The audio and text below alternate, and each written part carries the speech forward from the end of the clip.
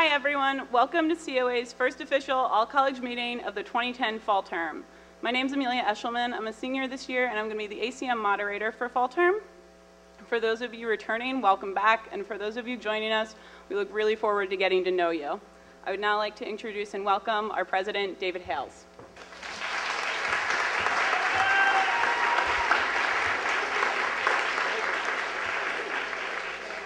Thank you, Amelia.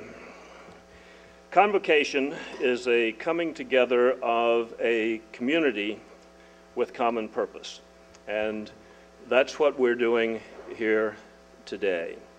There are lots of important words in that phrase. Perhaps the most important is the one together. Together, we will recognize today long-standing members of this community. Today, we will together welcome new members to our community. Together, we may swim. I don't know. Actually, it probably will be a little less together than some of the other things that we'll do today. If it goes forward, where's Sarah? I promise you that I will swim with you, but as usual, I will wear a boat.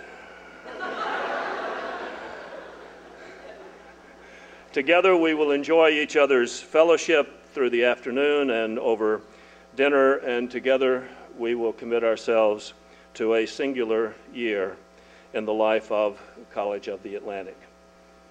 It is a great pleasure to welcome the elements of this community. And if I can start first with two of our founding trustees, Father Jim Gower and Les Brewer. Would you please stand?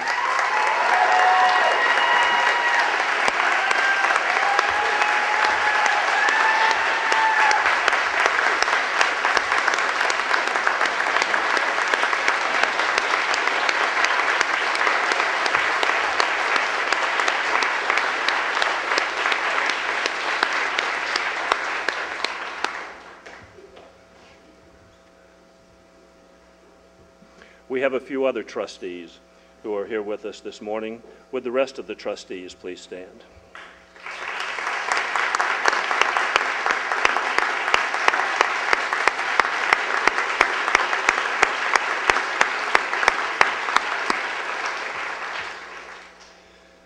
And here with us today we have many people who are part of the staff component of the COA family. Would all staff members please stand?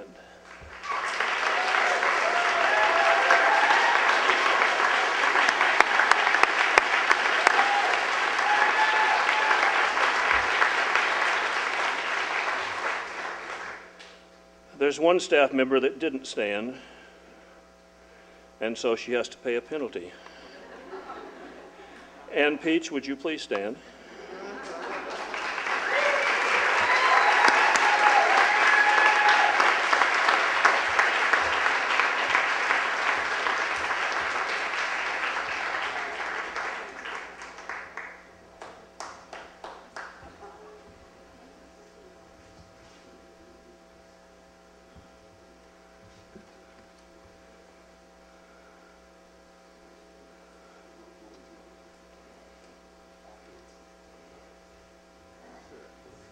Sit down.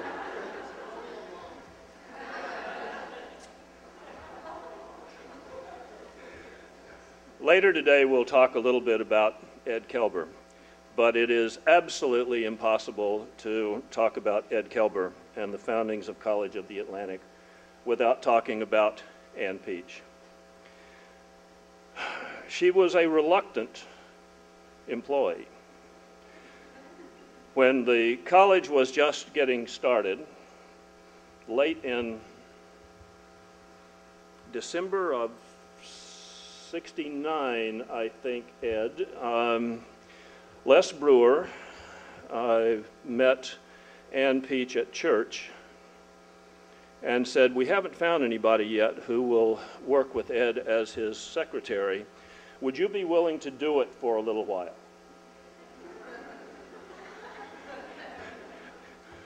Which led Anne to conclude that she never should have started going to church.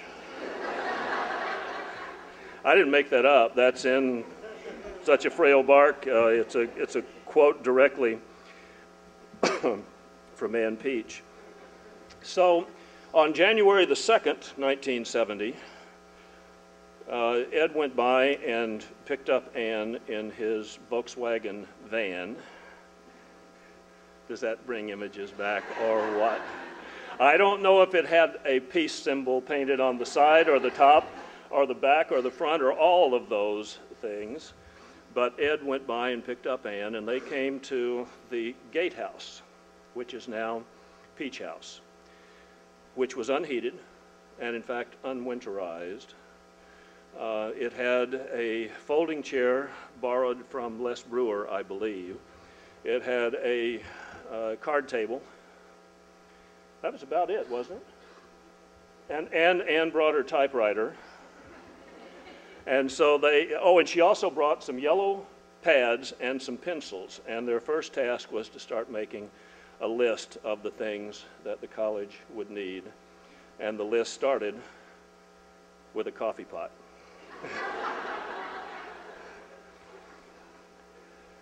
So they tried for a long time to recruit somebody to take Ann's place. She had to hire a babysitter. She was working part-time. I'm not sure she was even being paid at that point. She, I think, was a volunteer. And so Ed would keep bringing in these prospective applicants for the job.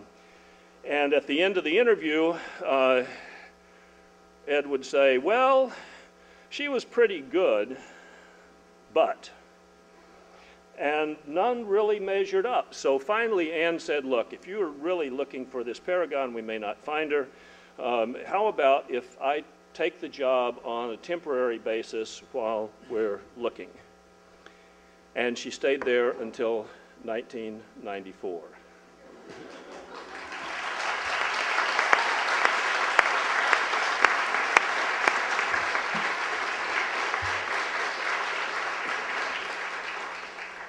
And I can't overemphasize the degree to which Ann Peach was a part of the fundamental bedrock of this college.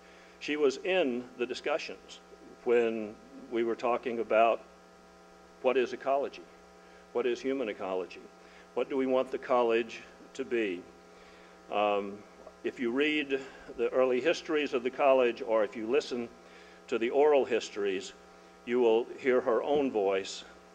And we are so grateful to you for your contributions to this college.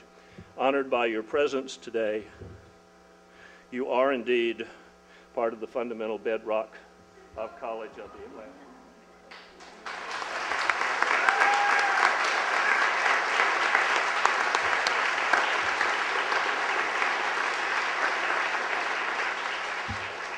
So there are a few others we ought to introduce while we're going through this.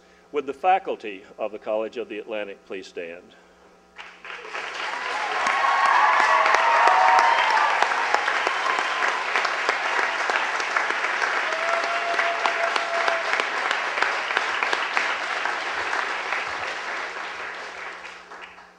How about alumni of the college? Would you please stand?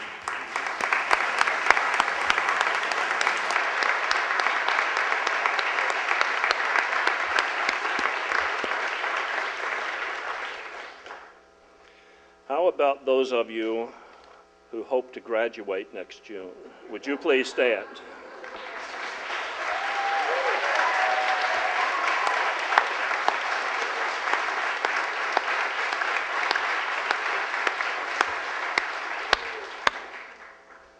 We have several candidates for the degree of Master of Philosophy. Would our graduate students please stand?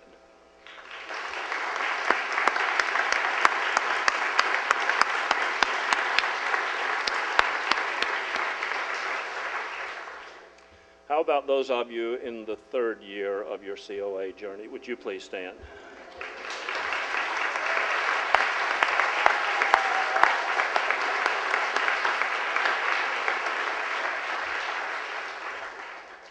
And those in your second year. Would you please stand?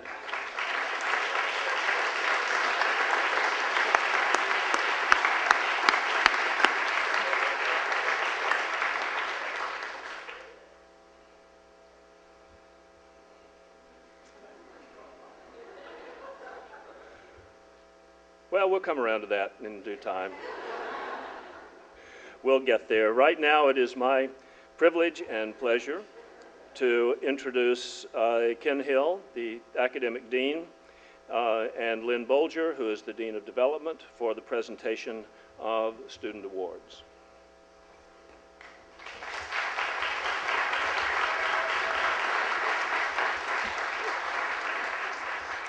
Hello and welcome to the new year.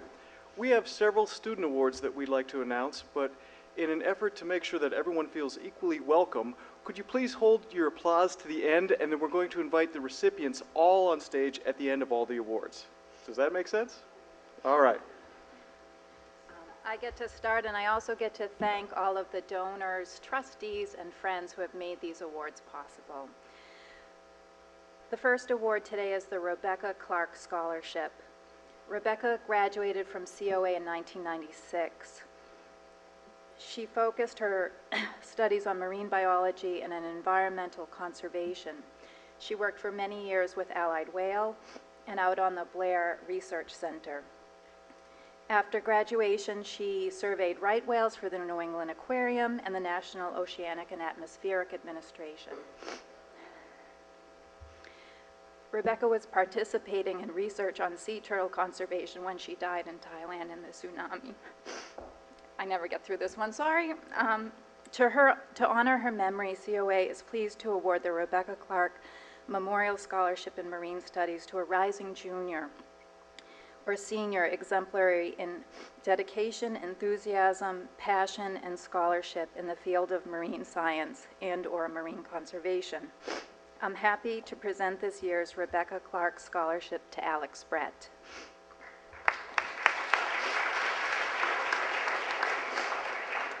Alex has spent a considerable proportion of his COA career getting as wet as possible. He has dived into marine studies at the college and has a strong academic reputation within the sciences. This, together with his considerable experience and leadership in vessel operations and sailing, make him an ideal recipient for the Rebecca Clark Award this year. And as several of you noticed, I broke my own rule. I clapped. Okay, so here we go. The John C. Dreyer Award. John C. Dreyer was a diplomat in the U.S. Department of State and the U.S. Ambassador to the Organization of American States. John devoted his retirement in Maine to education and conservation. He joined the Board of Trustees in 1973 and served as chairman from 1976 to 1978. John supported the growth of participatory democracy at COA by initiating, steering, and strongly supporting the ACM. The John C. Dreyer Scholarship is given annually to a junior who has shown leadership in building community, both in spirit, on campus, and off. And this year, we have two recipients. One, Carlos Soriano and Emily Postman. Okay, we can give a little clap. A little one. All right. We'll give the big clap when you come up later. Juan has excelled in the classroom and worked extensively on climate change policy and with national student groups such as Sustain Us. He has been a member of COA's admissions committee and is a member of the United World College Peruvian National Committee. Juan also implemented an immersion program for selecting students so they could be more easily adjusted to studying English language. Emily. Emily has pursued her goal of an environmentally just and sustainable society both in her work on and off campus. Whether she's been working on political campaigns, organizing a media event for youth climate affected nations, working on community farms with a socially justice outreach, or designing farm to food to pantry fresh produce program, or working to empower local fishermen, Emily has focused on those who are often overlooked and where places and resources and society must intersect. The next award is the Louisa Cabot Richardson Dreyer Award. There are also two recipients. Louisa was John Dreyer's wife. Known to all of us as Isa, she was an artist of remarkable talent, like many women of her times, subsumed her own work to raising up her family, while keeping her creativity alive through drawings, illustrated writings, and gardens. Coming back to painting later in her life, her beautiful still lifes and portraits expressed her humor, happy spirit, and joy in making art. The Isa Dreyer Scholarship is given annually to a student who embodies the spirit of joy in the arts. We're happy to give this year's awards to Kaya Clowder and Matt Shaw. Can we clap a little?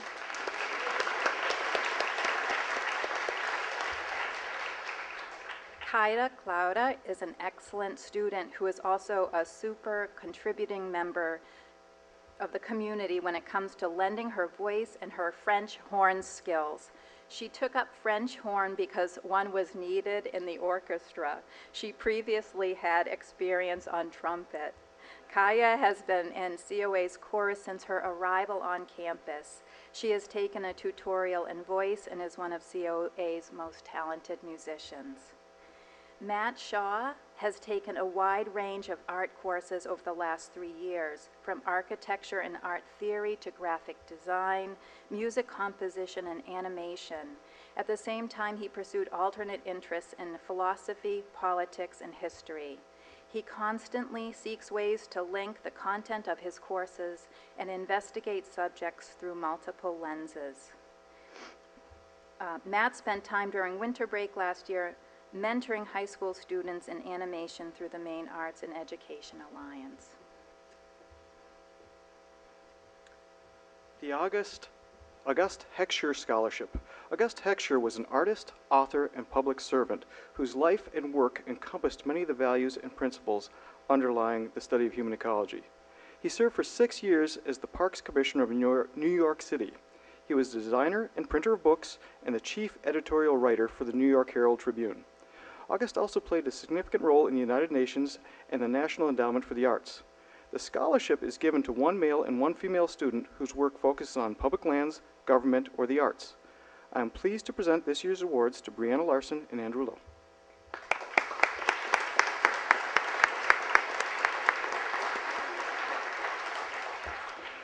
Brianna has done outstanding academic work related to the study of public lands in her 3 years at College of the Atlantic. Whether it's been studying the conservation history of Baxter Park in the Maine Woods class, or surveying amphibians in the National Forest of the Sierras as part of an internship, Brianna's passion and deep commitment to our public natural heritage. Boy, this is why they give me things to read offline. I have to blow them up because I don't want to wear my glasses. I apologize, Brianna.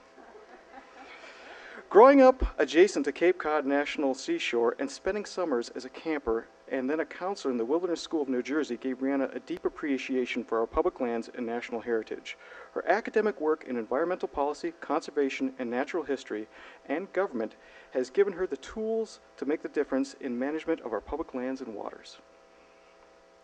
Andrew stood out immediately as a truly exceptional and talented student, as well as one of the nicest and most polite people I've ever met.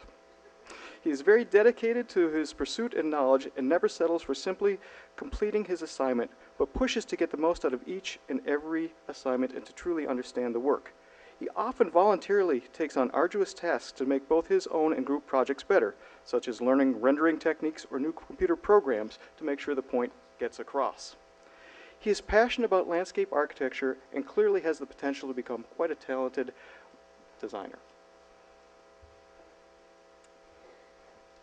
The Eleanor Scott Mallinckrodt Prize was given to COA by her daughter, Casey Mallinckrodt, a trustee. Eleanor Scott Mallinckrodt was a landscape architect deeply committed to the preservation of the natural environment. This award recognizes and encourages a commitment to care for the natural world and the built landscape, and is therefore awarded annually to a continuing student who has shown a passion for and excellence in landscape architecture and related fields. This year's award goes to Tasha Ball.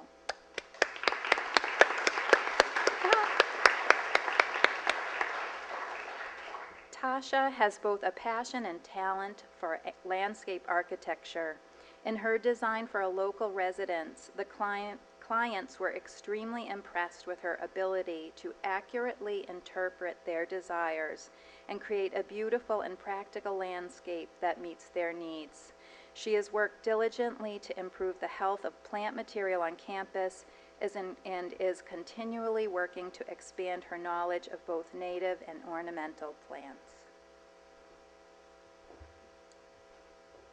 The Maureen and Robert Rothschild Scholarship. The Maureen and Robert Rothschild Scholarship honors our board members Robert Rothschild and his late wife Maureen. Maureen was a strong advocate of the college educational studies and teacher certification program. She and Robert endowed this scholarship to fund a graduate student who is preparing for careers either in conservation or education. This year's award goes to Eric Bond. Eric is receiving the Maureen and Robert Rothschild Scholarship based on his academic merit and his interest in education. Now, I have a bunch of stuff that was written before I really got to know Eric, but I've had a chance to talk to him a little bit, and this is where I go off script and people are like, don't do this.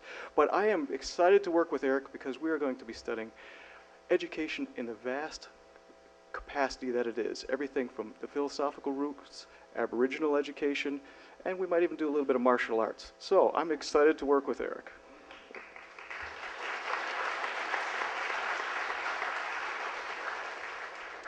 The Alice Blom-Yoakum Scholarship is awarded to a student who plans to work for conservation of biodiversity of marine species in various parts of the world. This year's award goes to Robin Van Dyke. Robin, oh, we can clap. Robin was the unanimous choice among the science faculty for this award. She is a strong academic student and overall has perhaps the strongest set of grades of any student at COA. She is a hardworking and valuable teaching assistant, admired by her peers and greatly appreciated by students. She has broad academic interests and has been an effective teaching assistant in probability and statistics, marine biology, and freshman biology. Could you come up and receive your award?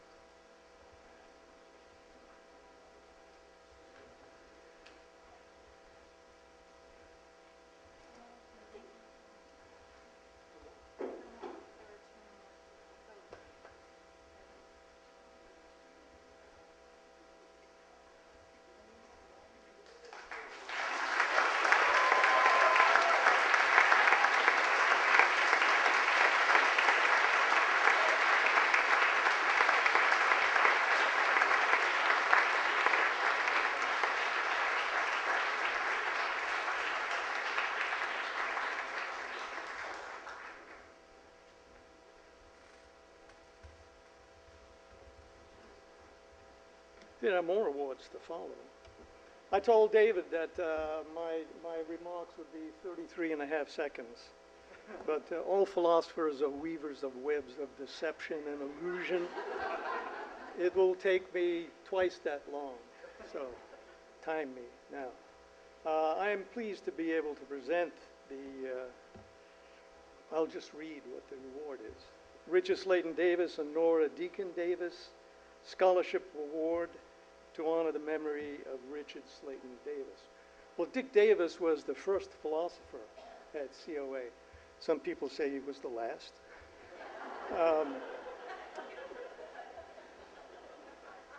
Dick was very active and influential in giving form to the present college. He also was important in articulating the mission of the college. He was also one of the college's greatest visionaries and perhaps one of the most beloved faculty members that we've had. There are all sorts of people who knew Dick that would be willing to tell you, I'm sure, some Dick Davis stories. So if you see anybody who's been around for a long time, ask them to tell you some of the stories. Well, this award is given each year to students who are especially dedicated to the two great questions of philosophy and human ecology. These issues are self-reflection and connection. Self-reflection involves trying to understand your own self and what it means to be a human being, and what your duties and obligations are. And so you explore the inner world to some degree. Connection means to investigate those roots of physical, environmental, ethical, and spiritual roots that connect us with the rest of the world. And this year, the committee has decided to give the award to two super students. The first, and since they already had a little go around, I'll ask you to stand up, Julia Walsh.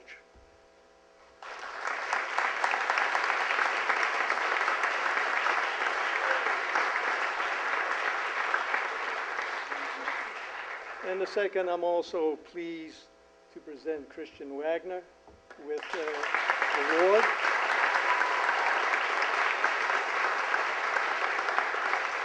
And I'll give them to you after session. Thank you.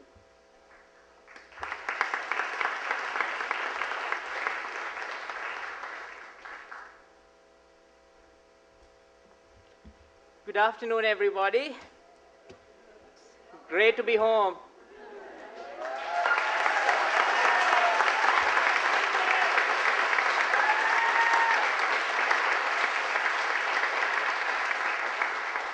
Bo and Will, it's wonderful to have you with us today.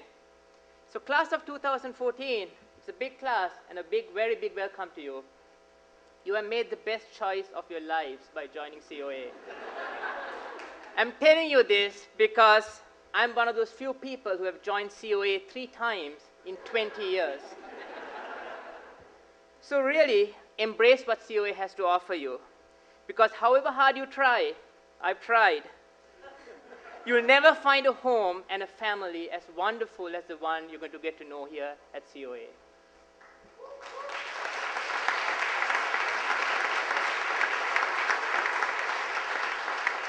It's my great pleasure to present this year's award for the Craig Green Memorial Scholarship in honor of Dr. Craig Green, COA's botanist from 1980 to 2003. It has been exactly 20 years and 3 weeks since I first met Craig. Craig was my teacher, my advisor, and my very best friend. I'm proud to say that I took every botany class Craig taught at COA from 1990 to 1994. And as many independent studies and tutorials as I could dream up, just so that I could be with and learn from Craig. Craig had a broad understanding of the plant world and a rare talent to communicate his passion of and knowledge for plants. Craig is still easily one of the most skilled and knowledgeable and passionate botanists that I've known and worked with in my 16 years as a professional botanist. My time with Craig was so eventful. It was filled with memories of botanical adventures, both in the classroom and in the field. Great meals with Craig's very own otter ale and badger beer. I was so lucky to have them every Friday night. And hours of playing darts. He introduced me to darts as well. And great conversations on almost every Friday night during those 4 years I was at COA. I miss my times with Craig. Craig started each day with a very big smile, took great pleasure in sharing his joys, took much pride in his students, and always treated his students and friends with much respect and love. I'm standing here today mostly because of Craig. I am who I am professionally because of the careful guidance and unconditional support I received from Craig during my 4 years at COA, and for years after, all the way up to 2003. And I'm back at COA for the second time because I want to keep Craig's dreams and memories alive. Although I have yet to work with and get to know this year's recipient of the Craig Green Memorial Scholarship, it'll happen. I'm told that she's the type of student that Craig would have loved to get to know. Jill Weber, her botany professor from last year, says that she embodies the same kind of passion, excitement, and sense of fun that Craig had for botany, natural history, the campus landscape, the greenhouse, and the Acadia National Park. She views hours spent with plants as recreation, yet feels a deep responsibility not only to learn, but to enthusiastically share her love for and knowledge of plants with others. So very Craig. Bo and Will, please join us in congratulating Jordan Chalfant, this year's recipient of the Craig Green Memorial Scholarship.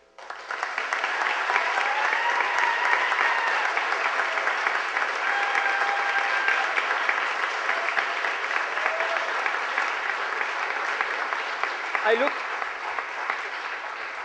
look forward to working with you and getting to know you better and helping keep Craig's dreams and memories alive at COA. So I've already got, well, we've got your award here, which you're going to get now and maybe or later, but I've also got your first assignment. You've got to finish this book this weekend, and we can talk next week, all right? Thank you, guys.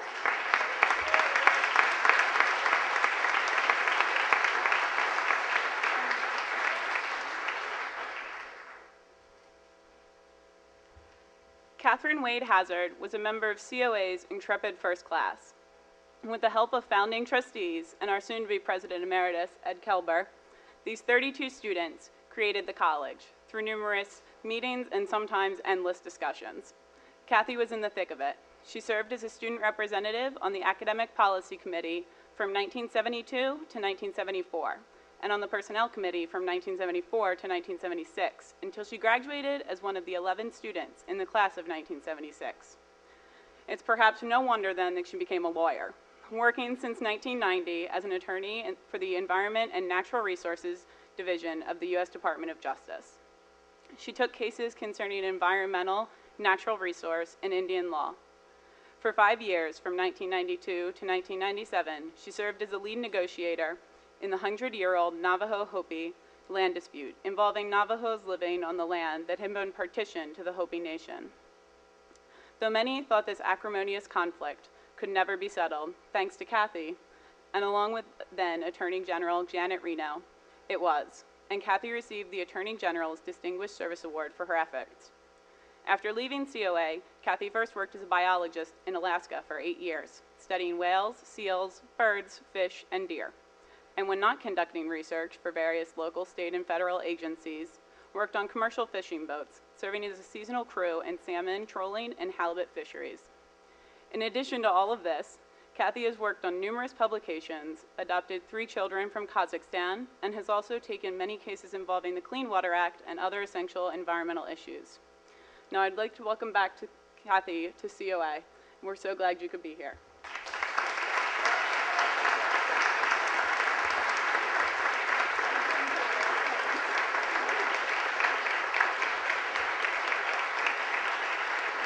Thank you very much. Welcome, and it's really a joy to be here, as always. One of the wonderful things about College of the Atlantic and Mount Desert Island is once you've been introduced to either or both of them, you're pretty hooked. So I'm very pleased to be here, happy to welcome the incoming class, and thrilled to be here to honor Ed Kaelber. I arrived here in 1972 with great excitement to discover what college is, to develop my interests, and to be in Maine, maybe in the reverse order. But when I arrived, I had spent the prior year, a year after high school, smashing cans and bottles and putting newspapers into bales at the first recycling center in the country. I had a strong interest in learning and a great curiosity, piqued by the catalog from College of the Atlantic that arrived in Berkeley, California. But it might have been my 25th ride in the back of the truck with a smashed cat food cans and beer cans that really propelled me to apply. Whatever brought you here, perhaps it was a different route. I'm glad you've made it. And for those of you who have been here a long time, I'm really thrilled that you've stayed. After graduating from College of the Atlantic, as many graduates, it took me a while to figure out how my interests and passion for environmental issues would dovetail into something that would pay. I had the great good fortune to do wildlife research for almost 10 years in Alaska, much so at the encouragement of Steve Katona, who didn't see why you shouldn't be able to do what it is you really dreamed you wanted to do. I did research for the Forest Service on the effects of logging on deer, something that was a really critical issue at the time. At the time in the Tongass National Forest, there were many 50-year contracts for logging, but nobody had really studied the effects of logging on deer. And it was an important thing to happen at that time and a very controversial thing to study. I then worked on research on bowhead whales right at a time when the Alaska Eskimo Whaling Commission was forming and when there was no knowledge of how many whales there were or how many could be taken on a sustainable basis. And the International Whaling Commission had determined that the quota should be a zero quota, something not really acceptable to people who had been hunting whales for 2,000 years or so. It came to pass that the International Whaling Commission modified that initial determination, allowed a small harvest. National Marine Fisheries Service worked to discover how many whales there are. Not an easy thing to do when there's ice and broad distribution of whales that are only at the surface for a short time. But it came to be that the number of whales could sustain a harvest, a limited harvest, and now the population has rebounded and the allowable take is higher, really perhaps even adequate to what their needs are. I describe this because one of the things that students, I think, wrestle with here and are encouraged to wrestle with here is how you want to fit with doing something that feels important to you and that actually is important in the world. And what I've come to find about myself is that I really like being in the middle of a controversial mess. And perhaps that's why it was such a good fit for me when I started here, because we didn't know much about anything about what the focus of the college would be or how it would develop, but people were open to it. And that's one of the great gifts, I think, that Ed Kaelber brought to this institution, both the courage to try a new idea, a complete commitment to the idea, and a high tolerance for mess.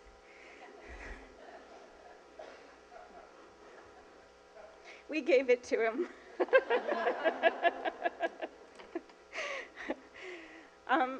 After 10 years of research, I decided that I really wanted to work more on policy issues, and for that I sought a law degree. And for nearly the last 20 years, I've been at the Justice Department doing environmental cases. As was described, probably the most interesting project for me was an opportunity to work on a century-old dispute between the Navajo Nation, the Hopi tribe, and the United States. The United States often has described it as the Navajo-Hopi land dispute, but as both tribes were only too hasty to point out, the federal government really was a participant in the conflict. And basically the problem was that both tribes had long-standing claims to the same land, and both had religious ties to the same land in northern Arizona. And there had been many efforts in Congress, in the courts, by presidents to try and come up with a resolution. And it really was the confluence of different forces that gave us the opportunity to come to a resolution. We had a court of appeals that ordered all of the parties to mediate after having heard argument in a case, which was a narrowly focused case, but one, like the 15th case trying to resolve a problem that was not being resolved in the courts. And the courts recognized that, and they directed the parties to go try and talk to each other and work it out. That was just one piece of it, though. The other, perhaps more important piece, was that there was leadership in each of the tribes who saw the pain that the controversy was inflicting on individuals, the increased poverty that was resulting from not being able to build by the Navajos, and the continued diminishment of the Hopi tribe. And each of those tribal leaders really had a commitment to try and see if they couldn't find another path forward. Into that came administrations, both Republican and Democratic, that were supportive of trying to resolve this through discussion rather than force, court order, or legislation, none of which had worked. That was a great opportunity, and the reason that I bring it up now is because both in your life here at the college and in your life outside of the college when you're finished here, there are opportunities that present themselves only at certain times when you have a confluence of things coming together, and recognizing that and seizing that is something that you can train yourself to do and put yourself in the position to take action on. And sometimes you can see that something is heading in a direction, but it's not developed yet. It's not at the point where you really can move it. And so analyzing to try and figure out what you need to do to get it there is another great opportunity. And I say this in the context also of recognizing and thanking Ed Kaelber, because I think that's what he did when he started College of the Atlantic. There was an opportunity, there were issues alive that needed to be addressed, and he had the courage and the resolve to take the opportunity to draw the people together and to start it, and I'm so grateful that it's still going on. The last thing that I wanted to say is Ed always said, it's the people. We were always focused on the mission as students, but Ed was always focused on the people. He said, you get the right people together and you can make it happen, you can make it work. And I'd say that I didn't think he was right at the time, but now I think he's right. And that the friendships that I have from my years here are some of those that are dearest to me. So enjoy each other. You'll probably know each other for a long time.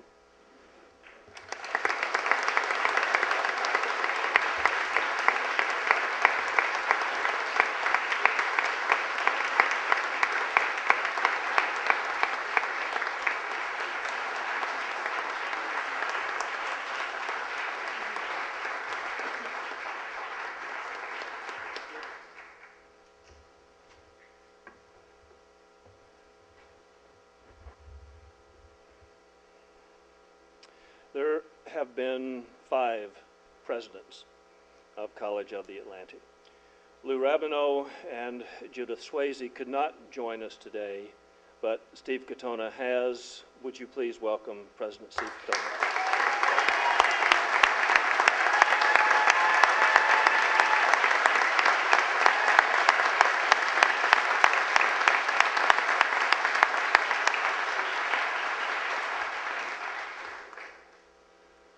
So now, Ed Kaelber.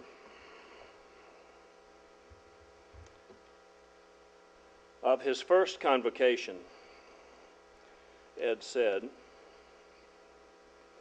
so people came to COA and we had a convocation. I think we called it a commencement. I suggested we call it a commencement because it seemed to me that we were commencing. Well, I figured we might not get through the first year anyway, so we better start out by commencing.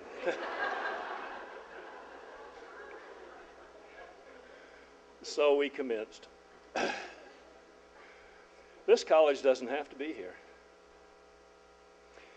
It's easy sometimes to make the mistake of assuming that history writes itself, and that it was inevitable that the forces of the time came together with talent, and somehow or another, by Immaculate Conception, College of the Atlantic got started. It didn't have to happen that way. It happened because of courage and commitment and wisdom, insight. When I think of Ed Kaelber, it's hard for me not to think about a spirit of adventure, a willingness to take risks, a willingness perhaps that we need to renew in our lives as an institution and as individuals. I think about what Ed called intellectual generosity, a sympathy for the ideas of others, a willingness to listen, a commitment to understanding, and I think about his willingness to make decisions and move ahead. His insight, his intelligence, his wisdom have stood up well to the test of time and change. It was Ed who had to make a decision to have one degree, who saw that ecology, the study of the interrelationships of various forms of life, was the integrative core of a new educational model, and who made the call that humans were to be purposefully included in the study of these relationships, hence human ecology. And he was also clear about the need for a practical and applied focus to the curriculum and pedagogy of the new college, based on Alfred North Whitehead's statement that the purpose of education is the acquisition of the art of utilization of knowledge. At every stage, Ed had to be able to look at the world and see things that others didn't see, and explain the possibilities in a way that guided others across the threshold of opportunity and created a community of courage focused on the challenges of the future. It wasn't always easy. He consulted widely, and he got a range of advice, including from one college president, whom you may identify if you want to, Ed, who said, well, College of the Atlantic is not a very good idea. We don't need any more colleges. I don't think you can make it go. I think what will happen for a faculty is that you'll probably get a lot of people who have the formal credentials but who are academic failures. No way are they going to be able to make it in a strong college or university. I also think with the students, it's going to be somewhat similar. I think you'll get a lot who probably can't get into good schools, probably aren't really serious about studying or working hard. They're all going to get caught up in the word ecology, and they'll come there because it's a nice way to spend 3 or 4 years and their parents' money. On the money matter, he said, I don't think you're going to be able to finance the college. I'm not sure you should. There are so many colleges and universities around that are in dire straits and need financial support. So it seems to me that maybe it's not right to start a new college and put a further drain on the finite resources that are available to support education. Well, Ed's response to that, and I'll quote, is, "This wasn't bad advice. It was very important early on to run into hard-headed skeptics, to have people who thought hard and said, I think maybe it won't go, and maybe it shouldn't go for these reasons. And you know, these were reasonable points of view. And if you can't answer these questions, maybe you ought to stop."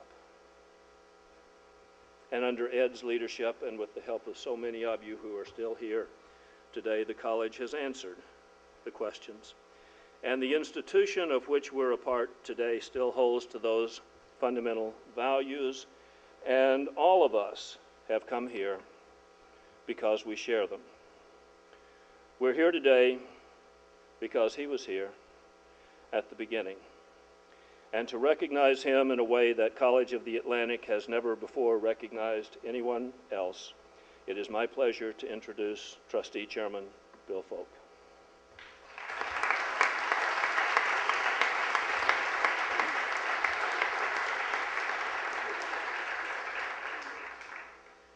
Thank you, David, and thank you, Kathy, and thank you, everybody, for participating in this joyous event.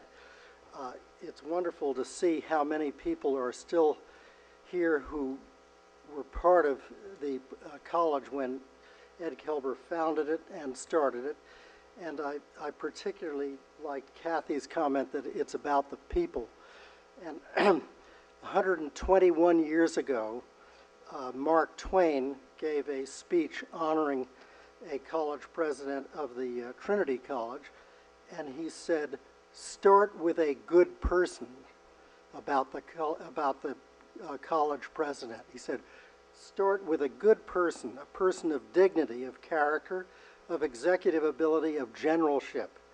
The college president must be all that and more. The college president must be that rare breed whom the young love at first sight, whom they honor and revere by automatic impulse, whose nodded approval is more than the articulate applause of others, whose censure plants a wholesome seed, not simply leaves a scar where a weed had stood," a botany reference, "whose eye is always the eye of a friend, even when it is also the eye of a judge, whose atmosphere is electric with helpful sympathies, whose mere presence inspires to all good and honorable ambitions."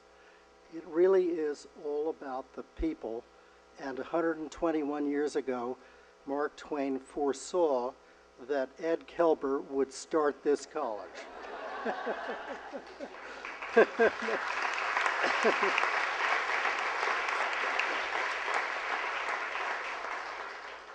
Now, earlier this year, the Board of Trustees met and kept one of the few secrets the Board of Trustees has ever been able to keep. We kept it for a while, and then it started leaking out, and I will read it to you. "Be it resolved that the Board of Trustees of the College of the Atlantic confers on our founding president, Ed Kaelber, the title of President Emeritus in recognition of his extraordinary role in the creation of the college, his flexible, generative, and visionary leadership in its formative years, and his capacity as a trusted advisor, colleague, and supporter in succeeding years, and further directs the current administration and the executive committee of the board to make this honor public and to celebrate Ed's life and many contributions to the institution, its students, faculty, staff, and connected community." And this remark is all about the person, Ed Kaelber.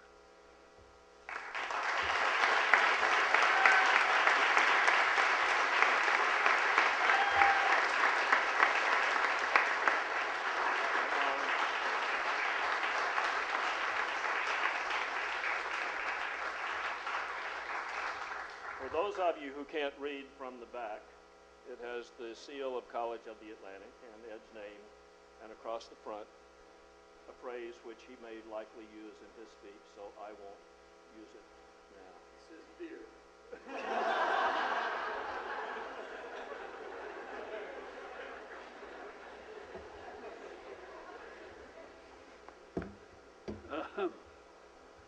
So much flattery. more encomiums I can't conceive of. And also there's a fair amount of hyperbole. But since it's all about me, I love it. I would like to just say a few words to the new students of this college.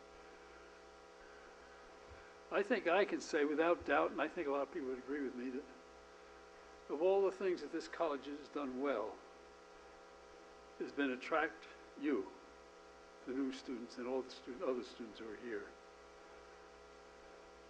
I guess I would characterize, if I had to characterize the students from the beginning, and also I think back to that first class of 32, they came to a college that was not accredited, had no buildings really. If they said, what are we going to do the second year? We said, we haven't figured it out yet, you'll have to help us. And I also have admiration for the parents of those students. And I might say I talked to one of those students, Bill Ginn, recently, and I said, Bill, my hunch is that when you came here, you and most of the students who came that first time came from families who were fairly sophisticated about education. People, parents who go into college, so on and so on. I said, I think probably your parents thought, well, Bill wants to come to this place, and we love Bill, and we trust him, and we'll indulge him. And at the end of the first year, when he leaves, he can go to a real college. And he said, you nailed it. That's exactly the way they felt. But I think that what characterizes for me the students who've come here right on through is, one, you're bright. Two, you're energetic. Three, you have or are coming to have a self-confidence, but a confidence that's wrapped in humility. And I don't mean the kind of humility in which you flagellate yourself, but the kind of humility that makes you recognize that no matter how good you are in your chosen field, not much will be done unless you can figure out a way to work and find others who have different points of view and equal expertise from a different direction and work with them. And I think that's probably a reasonable definition of what we mean by human ecology. So I want to thank this new class for making the decision to come here. And I think it will strengthen COA that you're here. And I think, and I look forward to your following your predecessors and going out in the world, and in a variety of ways, farmers, lawyers, doctors, scientists, teachers, artists, you'll make a change for the better in the world, and I thank you.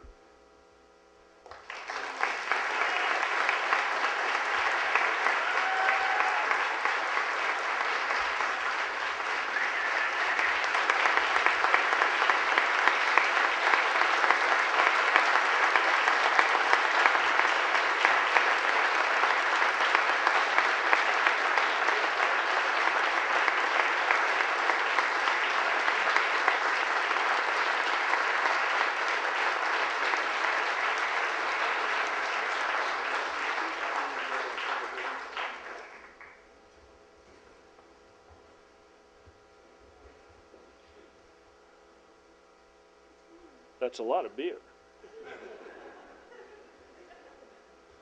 Let me share with you what Ann Peach said when she found out Ed was going to make remarks today.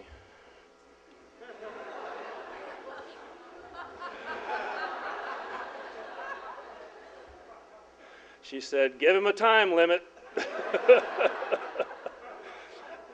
He might just go on forever. How did he do, Ann? Was that okay? All right. She's been working on him. So there are only two things left to do as part of this convocation. We, at College of the Atlantic, use the European model as to what an alum of this college is. Once you go through convocation, you're part of our alumni, and you can't escape from Lynn or your heritage, and we're proud to be on the verge of becoming part of your heritage, and we look forward to the legacy that you will help to create here. So if I may ask those students who are here for the first time, transfers and first years, would you please stand?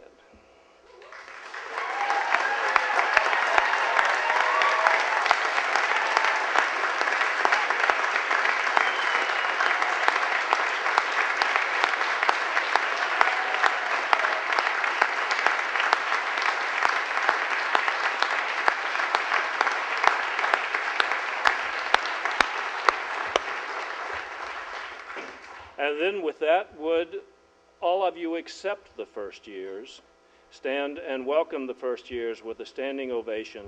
And with that, I will declare the opening of the academic year 2010-2011. Thank you for coming. Thank you, Ed Kaelber. Thank you, Kathy. Thank you, Ann. Thank all of you.